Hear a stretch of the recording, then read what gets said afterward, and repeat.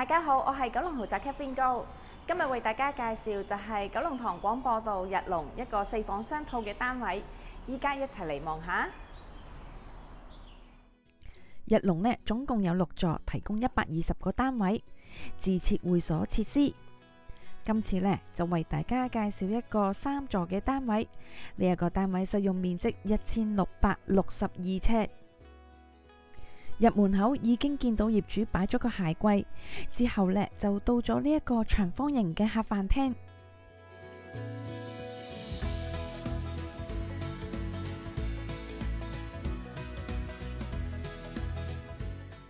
採用落地玻璃窗嘅設計，而且單位附設露台。依家就係從呢一個露台嗰度可以望到出去呢，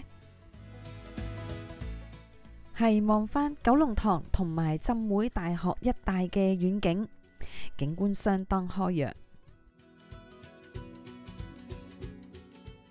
露台可以擺返張台凳喺度食早餐、飲咖啡都得。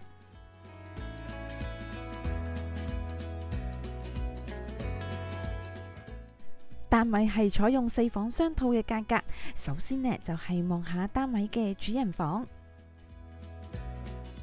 主人房嘅景觀同客廳一樣，係望返九龍塘一帶嘅遠景。主人房面積呢十分闊落，除咗有特定嘅衣帽間之外，主人房裏邊呢仲擺咗一大排嘅儲物櫃。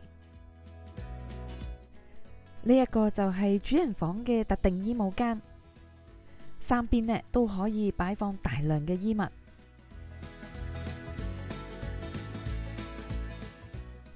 主人房浴室採用雙星盤嘅設計，有充足嘅儲物空間。主人房浴室係有窗嘅，除咗有呢一個按摩浴缸之外，仲有淋浴間嘅設計，而去洗手間呢都有獨立玻璃門。呢一間就係主人房隔籬嗰一間客房。依家就係行去飯廳另外一邊2間嘅房間。呢一間呢就係普通嘅客房。另外呢一間呢就係單位嘅小套房。小套房浴室採用浴缸嘅設計。呢2間房間嘅景觀係望返屋苑內園嘅泳池，客廁保養良好。一入到去廚房已經係見到咖啡機同埋2個紅酒櫃，仲有10 嘅大型雪櫃同埋各類型嘅廚房電器。長型嘅廚房令到備餐嘅空間相當充足。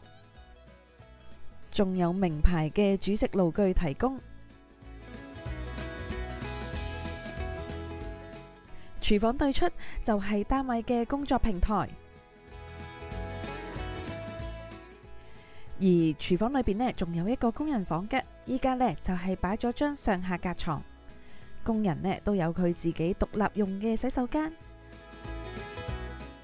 今日就介紹到呢一度啦，多謝晒大家睇我嘅影片。中意嘅話就記得讚好、分享同訂閱我頻道。下條片見，拜拜。